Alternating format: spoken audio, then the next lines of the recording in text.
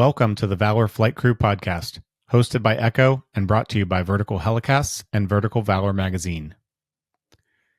In this two-part episode, join hosts Mike Fadale and Blake Shrider for an in-depth interview with Rhett Draehn. Rhett is a paramedic and the current safety director at CareFlite in Texas, and his story is nothing short of extraordinary. Back in 2012, Rhett and his crew were involved in a devastating helicopter crash while responding to pick up a patient from a scene call. Thankfully, all crew members survived, and Rhett is here today to walk us through the moments leading up to the crash, the immediate aftermath, and his long road to recovery, both physically and mentally. But this isn't just a story of survival. It's about resilience, the evolution of aviation safety, and the critical role of crew resource management in preventing future incidents. Rhett's insights serve as a powerful reminder of the shared responsibility we all have in ensuring safety in the skies. So buckle in. This conversation is one you won't want to miss. Thank you to our sponsors, Precision Aviation Group, Airbus, Vertical Valor magazine. As a brief disclaimer to our audience, listener discretion is advised, as this episode includes discussions of a real-life helicopter crash and its aftermath. We recognize this may be a sensitive topic, and these discussions and personal experiences are shared only to foster learning and awareness surrounding aviation safety in the HEMS industry. If you or a fellow flight crew member is struggling, know you are not alone. EchoFast, other peer support groups, and or your local EAP and counseling services are here to help. Stay tuned for an incredibly impactful episode on the Valor Flight Crew podcast.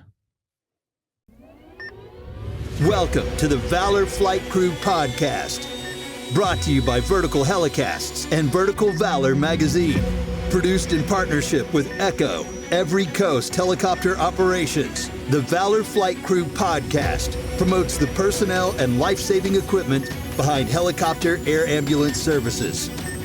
Join hosts Mike Fadale and Blake Shrider for in-depth interviews and expert insights from air medical personnel, pilots, communication specialists, and maintenance crews who play critical roles in airborne emergency response. Line 1 accepting.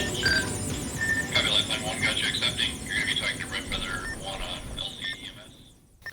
Can you talk a little bit about then what the investigation or part of that NTSB process? Because I want to bring this up because not only are you recovering physically and mentally from this incident, then there's this whole process that has to come about at some point, right? This whole ongoing investigation, like when you talked about how do we uncover the whys and to be part of how did this happen, why did this happen, and how we fix that. Now here comes the other part of it, right? The whole NTSB process. Can you explain a little bit about how that, like kind of when that process started and kind of how that transpired, not only from you recovering at the same time, and how that alluded to uncovering some of the whys behind this incident and how that, kind of brought that more clear to you to where you have these realizations. These were the roles that we all had in this. Being from the clinical side, I wasn't that involved with the investigation aside from an interview. That interview took place way after the accident happened. Sure. And it wasn't because anybody on the other side delayed it. It was, there was a happy medium, right? When I was physically and mentally capable of talking about it. Right, exactly. Just from being all drugged up and whatnot, and being able to accurately and reliably account the events. It took a couple weeks before we had an interview. There was a guy from the NTSB and a guy from the FAA came together and did the interview, and basically we just talked through, piece by piece, everything that happened. I think that the final result that came out was, I'm going to say relatively accurate, but I'm not going to point out what I feel are inconsistencies. I think that the NTSB might look at fatality accidents in a different lens than what they look at non-fatal accidents, with the depth that they go into investigation and technology. And, back then, we didn't have flight data recorders or right. Yeah. some aircraft had like a camera in there, but it wasn't commonplace to have flight data monitoring, cockpit voice recorders and things like that. And so I feel if I had any criticism over the way that that happened, I would say that they should do more involving the actual like series of events from the people. I think you look at the data and you look at the systems to verify, but you can paint a lot better picture. And we're seeing it now in investigations that do have the flight data monitoring and the voice recorders. They're able to paint a better picture. So if you have survivors that are willing to participate, I think that that's one of the key resources, when we investigate these things. Yeah. And then the other thing is old NTSB investigations. If you look at the causal factor, the first sentence is the same in every one of them, and it's pilot failure to, and you fill in blank. Exactly. You see it a lot more now, or it's becoming a more common practice where they look at organizational issues and they look at, gaps in training or the culture in an organization as contributing factors to an accident. So while there might be, yes, there's a failure to something, it goes deeper into the why did that failure happen? Right. It's not necessarily, and very rarely, honestly, is it a actual person issue. There's something in the system that's missing or that's not covering the risk. And so I think that's one thing that is evolved a lot better. Yeah, and I think a lot of people don't necessarily also understand the NTSB process and that whole investigation. A lot of times when a crash does happen and the NTSB is doing the investigation, they may have that preliminary report, right? That may show some of the suspicions that they have, and maybe that's about a month out or so. But that investigational process can take in upwards of a year sometimes to get that final report. And there's got to be a very nerve-wracking time frame for you and your crew that were involved in that, just because one, it's taking so long, right? But two, all right, I've interviewed with them, and now I'm probably not hearing a whole lot. And what is the speculation of what happened, and doesn't help with your whole why situation, right? Like it doesn't help with you figuring out like what caused this going on. And you've got this entire year-long process to even work through. Yeah, and there were times where if people that were representing me reached out, they would get some kind of update, but yeah, it is frustrating, waiting for that to come out. And not just for you yourself being involved in it, but I imagine from an organization or a program, your coworkers are probably sitting there wondering, well why? What happened to cause this, that we're in this situation right now? And I think that's got to probably cause a lot of turmoil, not just amongst you guys being in it, but organizationally, moving forward. That's an absolute good point, because, after that happened, and this is another thing that speaks to organization's culture, after something like that happens, it hits home, and you have some people that think, is it worth it for me to be here? I'm not saying that it's a safe place or not safe place, but that there's always that possibility. And so, yeah, after that happened, we had a few people leave. We had a few people that were angry at the organization as well. And to your point, to let that fester and move on, that causes, some toxicity, some mistrust and things like that in the organization, where on the other side, the organization is really in the time frame of the, wait, whether you're going to wait for the report to come out or not. They were being very proactive in looking at, organizationally, what can be done better or what can be done different to lessen the chance of something like this happening. Yeah. And so the company did a good job, as good as they could after that happened, to shore up anything as far as like training went, policies, procedures, our response to accidents. There were so many improvements made after that. So at the conclusion, so you get through all the recovery, right? So it takes you many months to kind of get fully back. How long would you say it took you before you were kind of fully, quote unquote, back to normal? So I was out for about 9 months.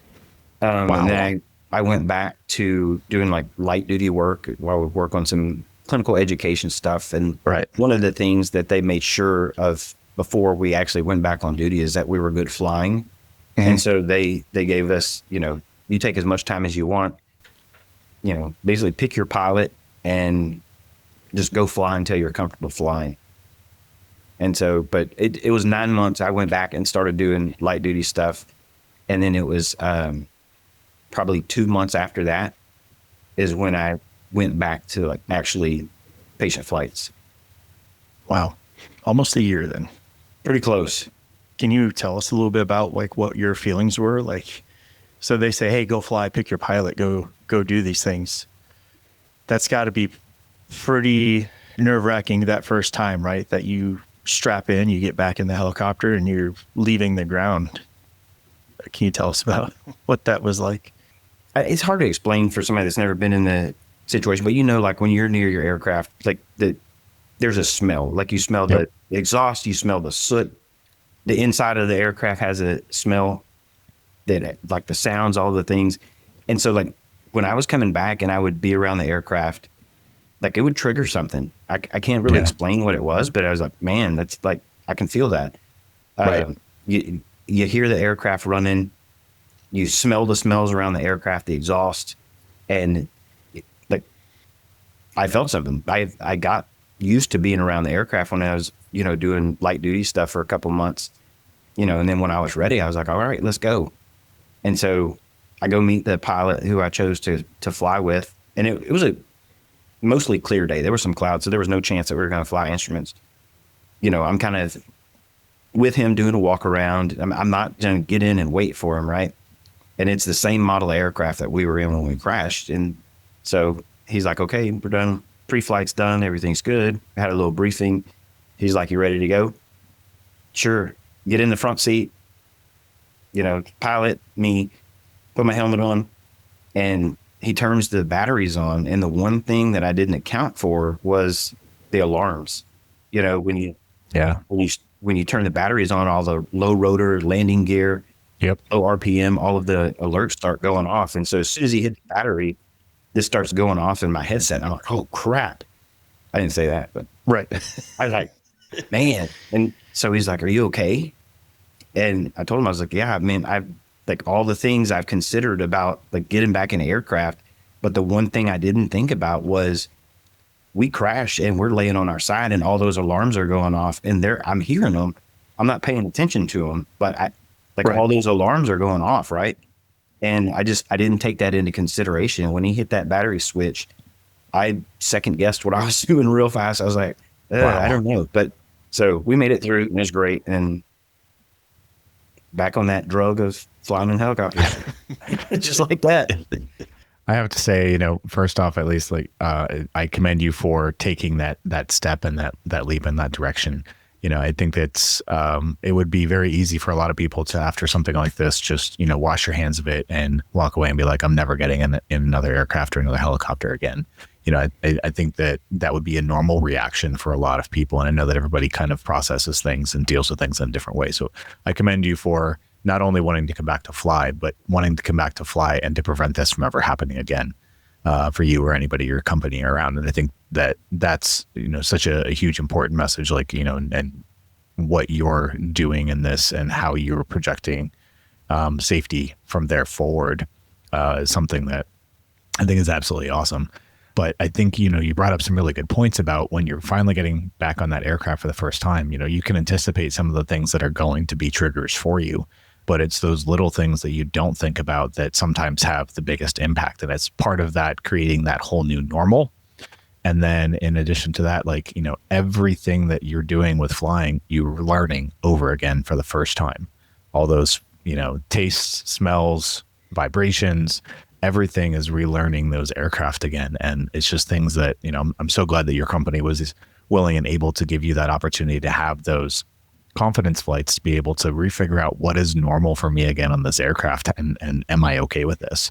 But that's, a huge step. And I commend you for kind of going down that route and being like, no, this is my dream job. This is what I'm meant to do. And not only am I going to thrive in this environment again, I'm going to make sure that it's as absolutely safe for me and my entire team. So that's pretty awesome stuff. Do you find yourself still kind of thinking about any of that stuff? I mean, I think that, we've covered a lot as far as like, what the whole recovery process was for you. And we've certainly talked about, getting back on that aircraft again and making that decision to be an integral part of the flight team again. And obviously you love it. Even you saying that you caught the bug again, like you see a smile on your face. Yeah. Obviously you love flying, right? So when you do get back on the aircraft these days, is this something you still think about on a regular basis? And how has it really, managed, or how have you been managing some of those feelings, since the incident? Or does it ever get to a time you're like, something doesn't feel right here, and you just kind of need to walk away for a minute? Thanks to our sponsor, Airbus. Airbus provides the most efficient helicopter solutions to its customers who serve, protect, and save lives and safely carry passengers in demanding environments. Its civil and military helicopters are flying all over the world, making missions possible. Visit airbus.com for more information. Yeah, I went back to flying full time for a couple of years. As I went back to school and learned more about safety and kind of started going down that path. And when I was doing just air safety, I was still flying a little bit. But when I took over safety for the whole company, it was just too much going on. Like you work 40 hours a week and then you try to squeeze in flying, and you have all this other ancillary things like phone calls on the weekend and whatnot. So I needed some break. And, I saw my future more in the safety role, because I'll be honest, like going back to work, having had your back screwed back together and, your knee not being 100%, you put yourself in a position where, you're crawling down in a ditch or up a hill or some of the scene work stuff. And it was just, I was taking a lot of extra risk doing stuff like that. And so I didn't see my future.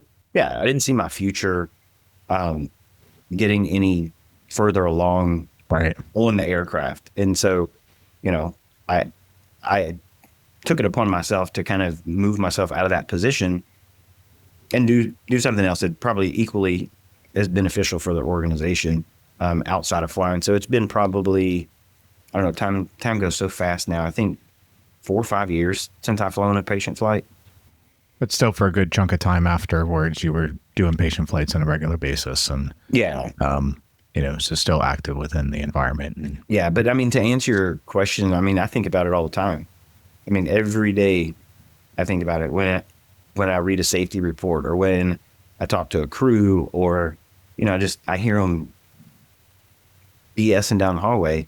Like, I think about it, like, are those guys thinking about the same things? And when I went back to flying, people were like, man, this dude's asking a lot of questions. Is he scared to fly? I'm not scared to fly, but like, I'm recognizing all the little things. And when I talk to our new hires, I always tell them, like, one of the things is you're never going to see a sign that says crash here or drop your patient floor. Like, it's not going to be something that's obvious. It's going to be something that you do every single day that's going to be the thing that starts that ball rolling.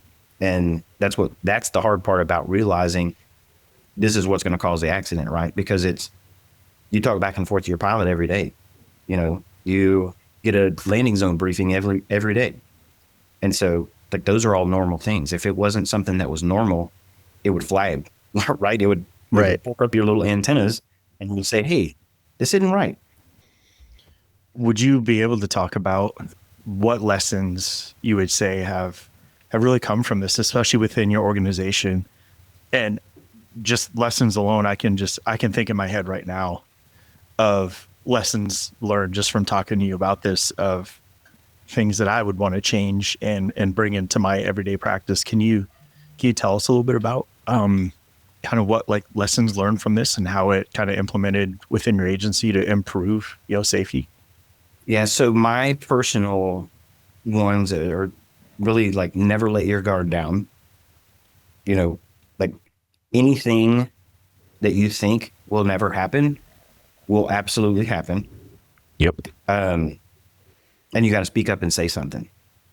I think most organizations do a good job of providing CRM training, HPS, like patient simulation training.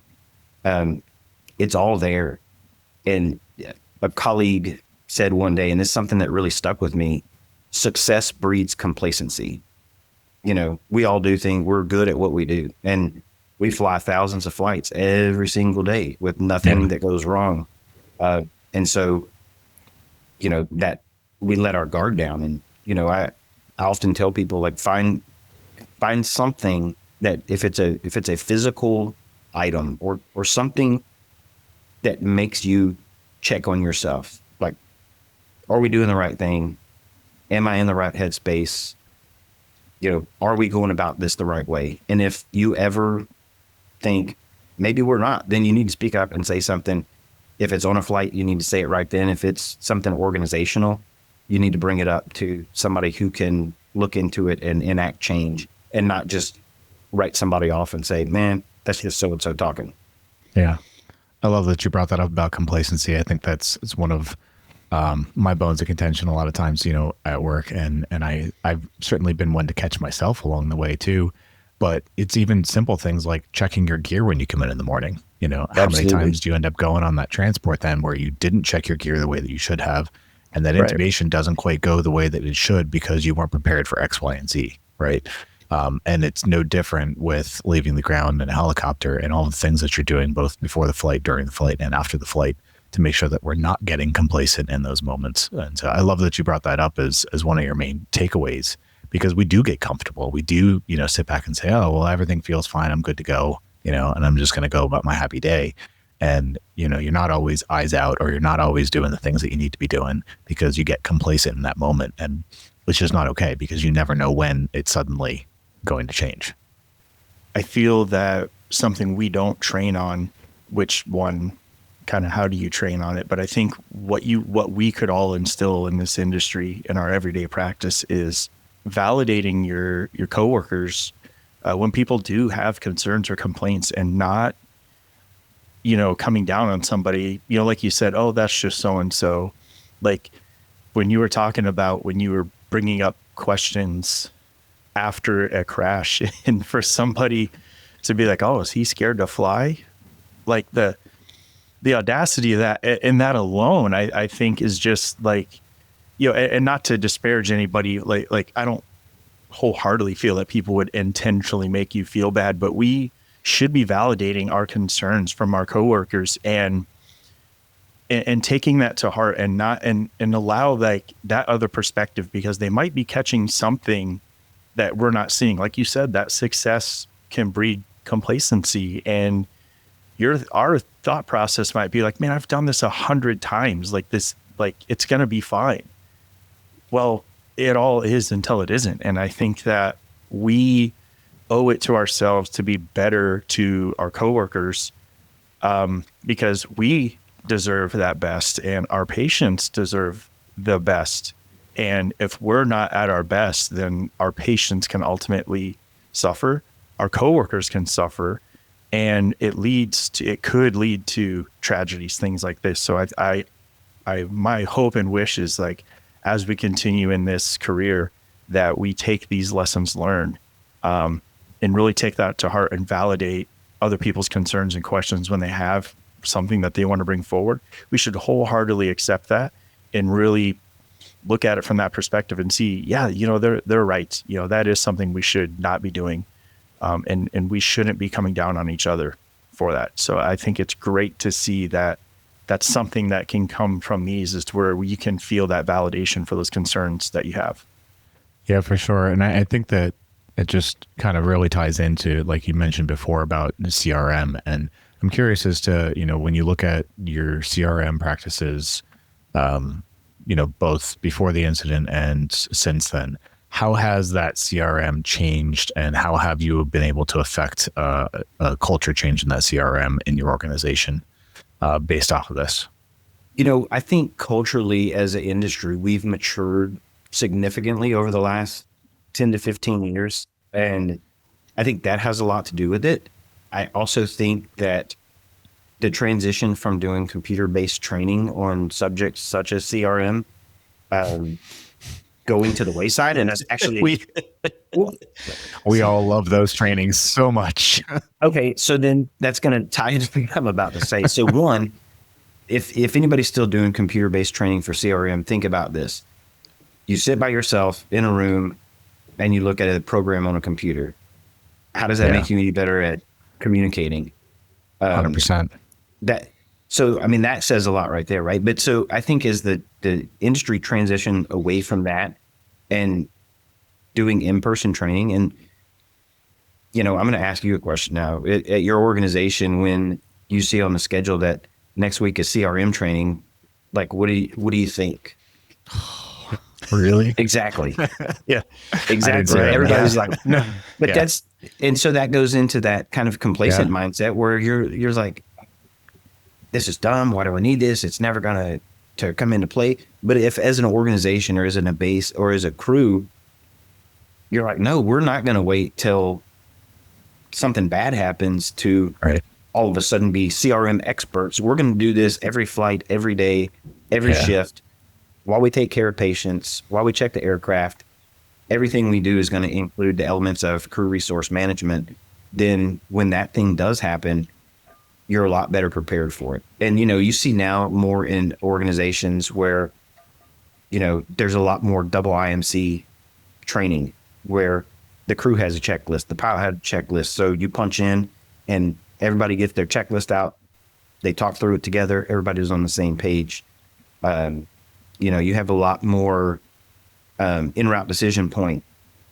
Like, hey, if we have to descend X number of feet, we're not going to continue on down that path. And so I think we do a lot better work at preparing for these situations so that when we are in them, that, culturally as a industry, most of our organizations also, I think we're much better prepared to manage a sticky situation.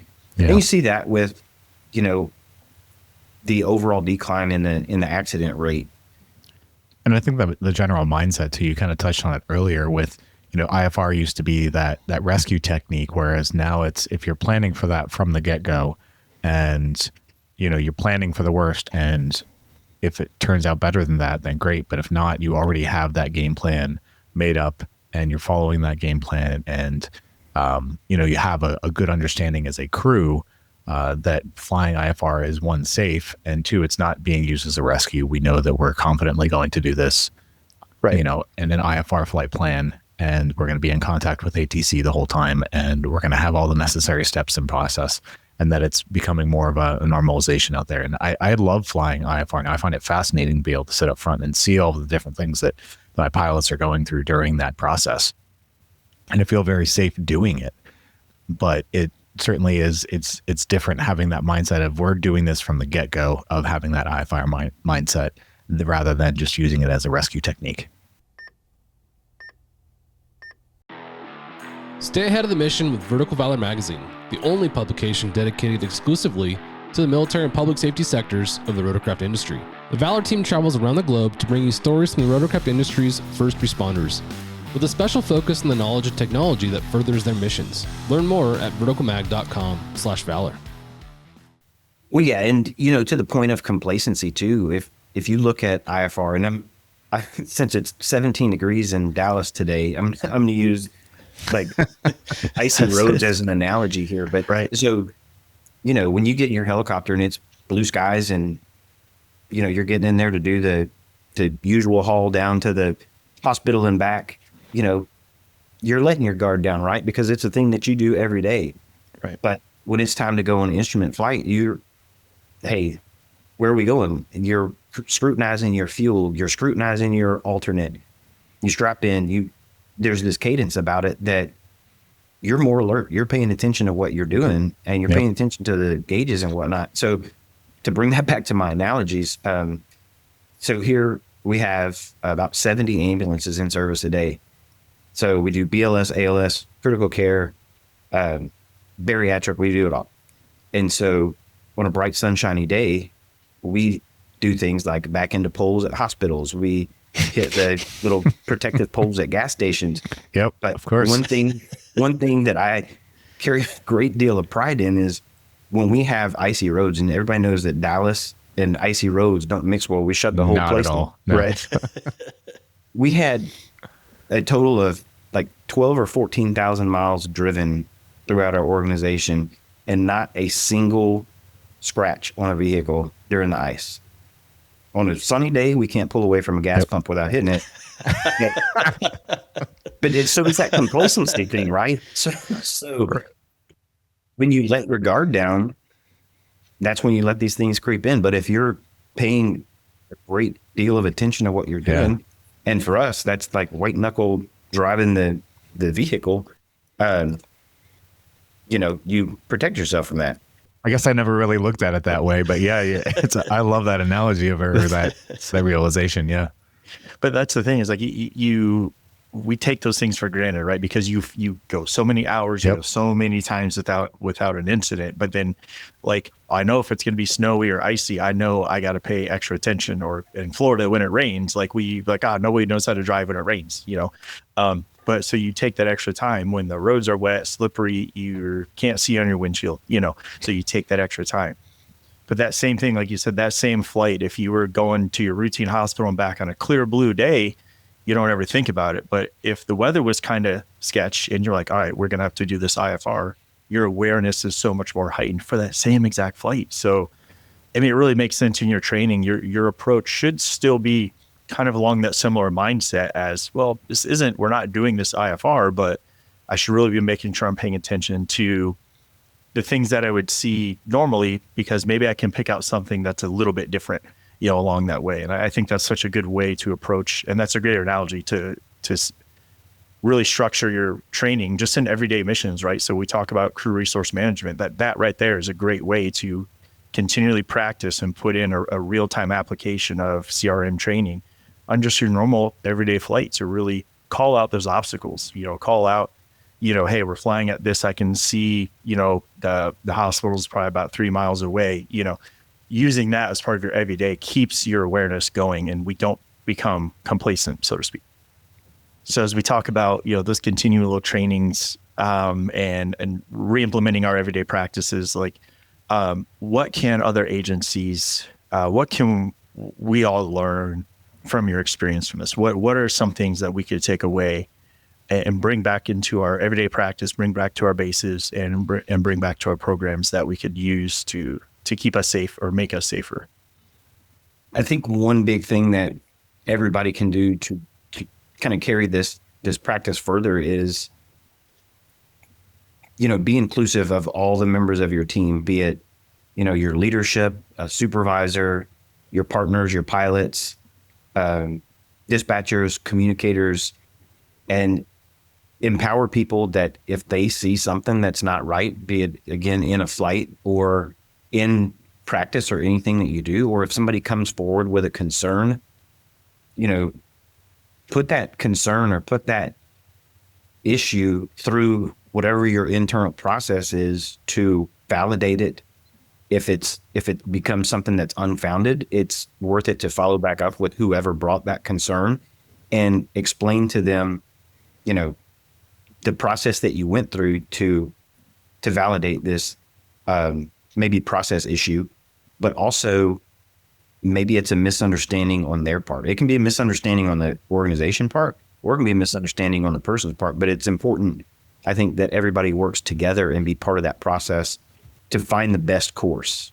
Right. And if it's a concern about a employee's abilities, be it clinical or aviation, or, that the process isn't being followed, I think that regardless of what the outcome is, that things should be looked into, because, you can have a process failure where I'm just not following a process and it's inconsequential for eons, and it festers that complacency and deviance until the one day that it doesn't. And so, if I'm not checking my gear, like you said, if I'm not checking my gear, it's just as bad today, even though we didn't do any flights, as it is next shift when, my defibrillator battery's dead.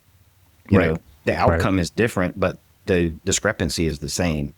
And so I think it's important for organizations to recognize that they shouldn't react to the outcome of a failure. They should react to the fact that there's this failure, and, what are all of the potential outcomes? Could it be, that we can't defibrillate somebody, or would it be that, I don't know, the handle's broken. So something like if it has the potential to have a significant outcome, then it should be handled that way, regardless of what the actual outcome is. I think it's always interesting hearing some of the different like safety practices or cultures that are out there. And I'm curious, talking through all of the CRM and how you guys go through this process and engaging everybody throughout it.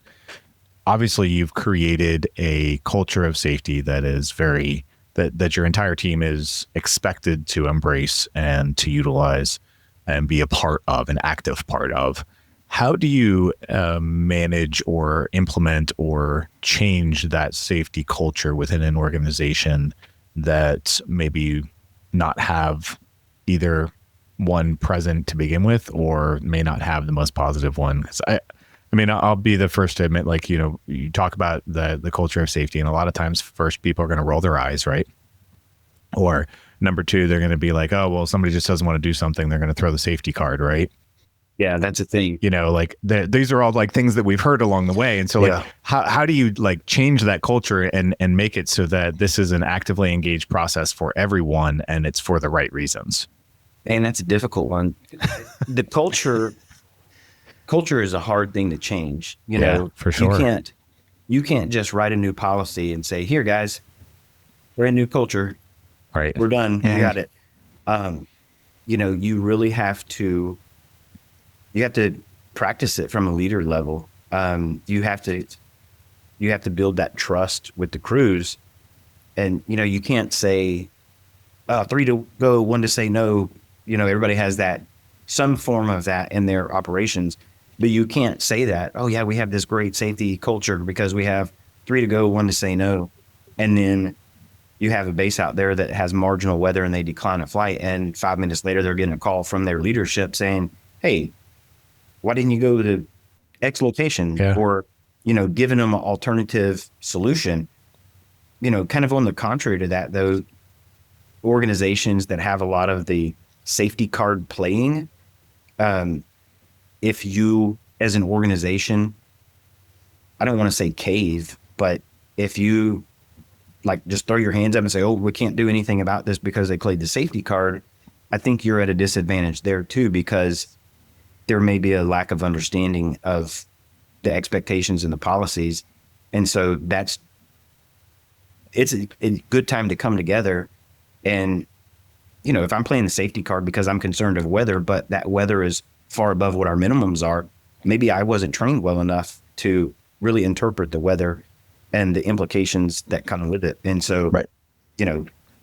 There's a process issue that either you can re-educate a person or the organization on, or take that opportunity to look inward at the organization and see, are we doing the right thing? Do we have the right process? And, sometimes it comes down to wording on a form, on a debrief form.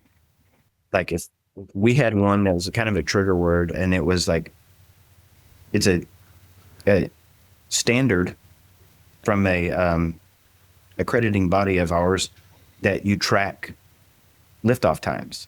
And if anything falls outside of what your norm is, it doesn't say what that norm should be, but you should have an understanding of the reason that it was outside of that norm. And, in our first iteration of the debrief form, we put reasons for delay.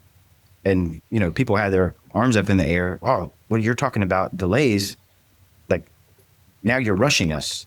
Well, no, we're not rushing you. We're just not in the slightest. It normally takes this long. If it took this long, we just want to know why. It's all good. It's cool.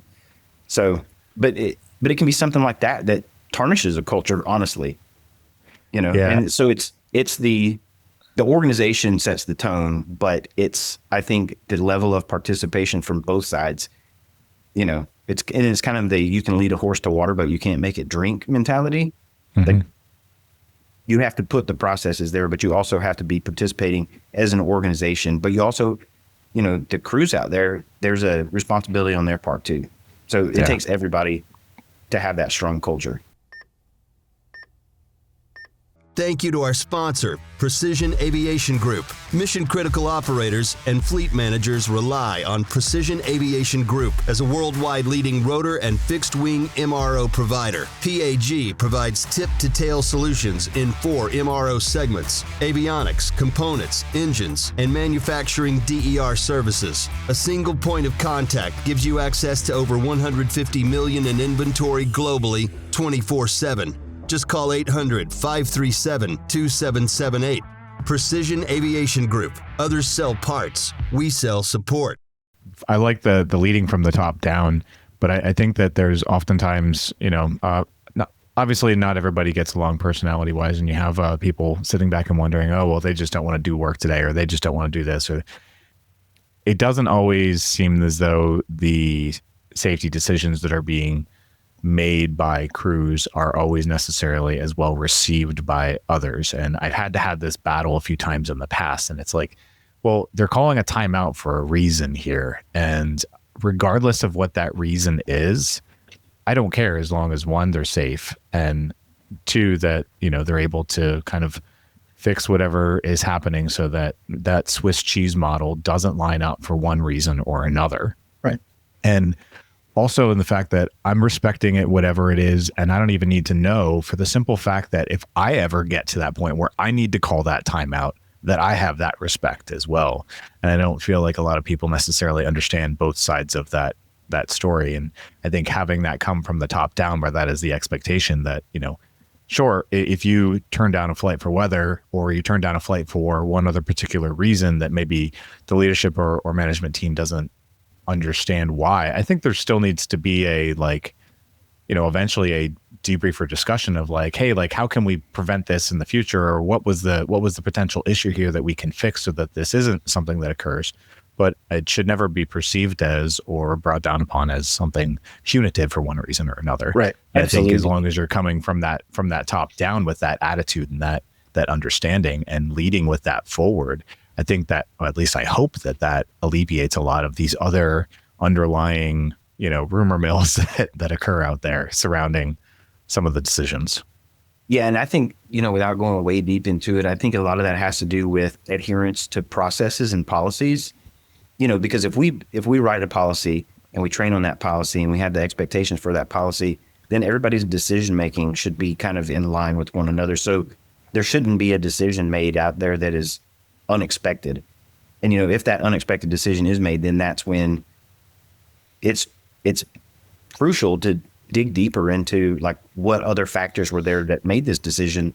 And do we need to look at our policies, or do we need to look at our process, so that we can all still kind of mark to the same beat? Yeah, I like that. I like that a lot. And I hope that we can. And I guess that kind of leads, somewhat into the next question of how can other agencies learn from, hearing this discussion, and how can they continue to push that in that forward direction so that, everybody goes home safe at the end of the day? And again, I take that back to, there's a personal responsibility and there's an organization responsibility. And, the people that are out there doing the work have to continue to check themselves. Are we following our processes? Are we following the policies?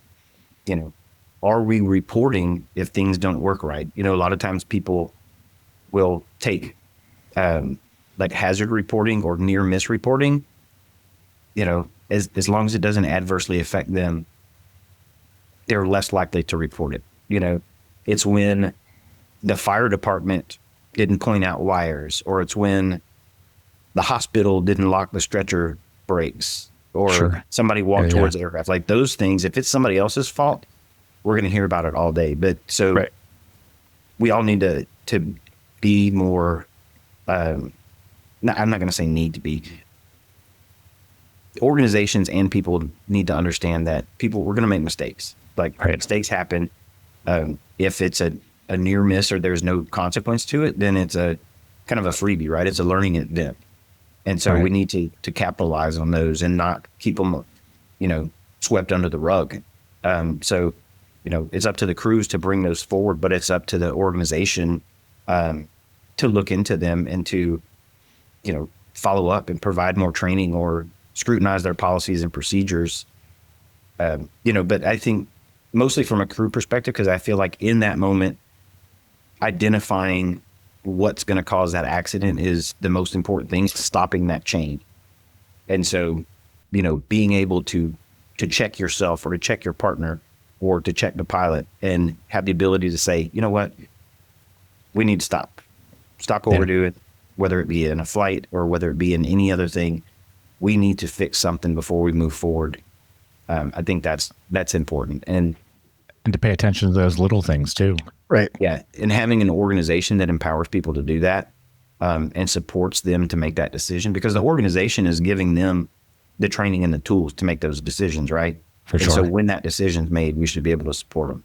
Yeah, no doubt. And I think it's, it goes back to that complacency that we kind of talked about before, and not overlooking those little things and really making sure that, we're doing the same processes for the right reasons every single time.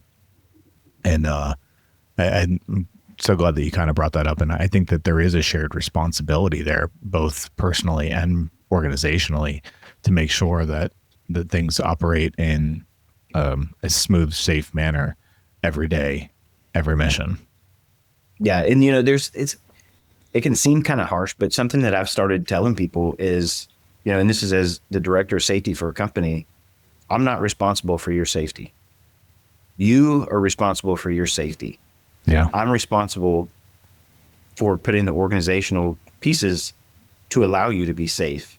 But at the end of the day, it's on you to follow the policies, to identify, hazardous situations, and to stop those things from happening, to say no, or to say turn around, or to say, some organizations have 51%. Yeah. Well, but like, I'm giving you the tools to make that decision. It's up to you to do it. And I think that's, the other piece of that puzzle sometimes too. And you kind of touched upon it earlier, talking about the confidence to be able to make those difficult decisions. Cause there's always that pressure. Like, I don't want to be the one that says, oh no, we can't do this mission and let my team down, or let that patient down, or that family or my organization. But to have the confidence in yourself, or have enough of a spidey sense to be like, something doesn't feel right here. And I think that that's a big part of that puzzle, is that, people need to feel empowered that it's okay. And maybe it's not a no go, we're not doing this. Maybe it's a, hey, let's slow down and think about this for a second and make sure that we're doing this right the first time. And I think people need to feel empowered to do that on an everyday basis. And that's part of setting the stage organizationally, but it's still personal responsibility to make sure you're doing it. Yeah, no doubt. It's all great stuff. I feel like, Rhett, this has been incredible to be able to talk to you about this story. I'm honored, and thank you for being here. With everything that we see in the day to day, being able to hear from you firsthand that you went through this, experienced this, came back, still continued to do the job, and that you didn't just stop. You not only did you come back to the flight line, you took care of patients, and then continued moving forward with making sure that this doesn't happen to anybody else, from the best of your ability, to continue to strive for safety practices and bringing this to your organization, I think is incredible, man. And I thank you so much for being able to talk about this with us, and hopefully, not to sound cliche, but that we all do learn something from this, and that you can walk away from this and still feel that regardless of these incidents and how these things may play out, we can still continue to strive to make this industry better and safer. And I think that, Rhett, you are a living example of that. And I think that for your organization to have you there, you're the perfect person in that role, in that job for that organization, to not, to continue to make it safe and not, peel the bumpers off the ambulance driving away from the gas pump, but to wholeheartedly, you can tell this is your passion to make sure that this organization that you work for is staying safe, being safe, and implementing that and striving to be better each day, I think is just an amazing testament. So I can't thank you enough. I appreciate it. And I can't thank you guys enough. This has been an absolute pleasure to be here. And, we could go on for hours and I just, again, thank you guys for allowing me the opportunity to be here and to think about me and invite me over. It's a fantastic group. It's, I wish you the best in these podcasts. Thank you again. Thank you. Like, Rhett, this has been an amazing experience. And we wanted to have you on the podcast, not just to talk about the crash, right? Like, you've been through something pretty incredible in all the wrong ways. But what you've turned it into is incredible in all the right ways. And as Blake said, I'm truly honored to be able to have that discussion. Really appreciate you being willing to share your story so that all of us can learn from that process and continue to grow and make this industry safer and make this industry stronger and make sure that there are, hopefully no more crashes ever again. Yeah. And, one last thing, I absolutely, I'll talk to anybody about this anytime, because I feel like more people that hear any part of this story, or like, I think this is the most like in depth that I've ever in one sitting talked about this whole thing. So, but I love to talk about it. I love to give people that understanding, Sure. in hopes that, as they go through their day at work, maybe some little inkling of this comes back and they stop the process, to prevent something. So, I want to put out there that if there's ever anybody who has a concern with their organization or wants to talk through something, somebody has my information and I can be found really anywhere. So I want to invite anybody who wants to reach out to reach out. Certainly. And they're certainly welcome to get a hold of us here at the podcast, that we can certainly forward information to be able to get you all in touch. Like, it's so amazing to see, your story come full circle and how you've brought it back to making the industry better. And this is exactly the kind of discussions we want and need to have so that we can not just help one program, but we can help the entire, HEMS community. And so thank you from the bottom of our hearts for joining us and being willing to have this discussion. It's been awesome. Pleasure. Thank you guys again. Thank you again, Rhett. It's been an awesome day today. Thank you to our listeners out there for their continued support of the Vertical Helicast platform and the Valor Flight Crew podcast. We've had a great time discussing all of this today with you, and we hope you learned as much as we did and the importance of safety within the industry. Thank you again to Rhett. Hope you guys have a great one, and we will see you on the next podcast. Thanks for joining us for this episode of the Valor Flight Crew podcast. Don't forget to like and subscribe to hear more stories that promote the personnel and equipment behind the missions in public safety aviation. Lastly, stand by for a message from our sponsors. Thank you to our sponsor, Precision Aviation Group. Mission-critical operators and fleet managers rely on Precision Aviation Group as a worldwide leading rotor and fixed-wing MRO provider. PAG provides tip-to-tail solutions in 4 MRO segments: avionics, components, engines, and manufacturing DER services. A single point of contact gives you access to over 150 million in inventory globally, 24/7. Just call 800-537-2778. Precision Aviation Group. Others sell parts. We sell support. Thanks to our sponsor, Airbus. Airbus provides the most efficient helicopter solutions to its customers who serve, protect, and save lives and safely carry passengers in demanding environments. Its civil and military helicopters are flying all over the world, making missions possible. Visit airbus.com for more information. Stay ahead of the mission with Vertical Valor magazine, the only publication dedicated exclusively to the military and public safety sectors of the rotorcraft industry. The Valor team travels around the globe to bring you stories from the rotorcraft industry's first responders, with a special focus on the knowledge and technology that furthers their missions. Learn more at verticalmag.com/valor. That's a wrap on this episode of the Valor Flight Crew podcast. A huge thank you to Rhett Draehn for sharing his incredible story of resilience, recovery, and the many lessons learned from his experience. His journey is a reminder of why safety, teamwork, and crew resource management are critical in public safety aviation. We are honored to have Rhett share his story with all of us, and we hope you found this conversation as impactful and powerful as we did. If you liked this episode, be sure to subscribe, share, and let us know your thoughts. Also, don't forget to check out our podcast partners on the Vertical Helicast website for more stories, discussions, and updates from the world of public safety aviation. Until next time, fly safe, stay vigilant, and thanks for tuning in to the Valor Flight Crew Podcast.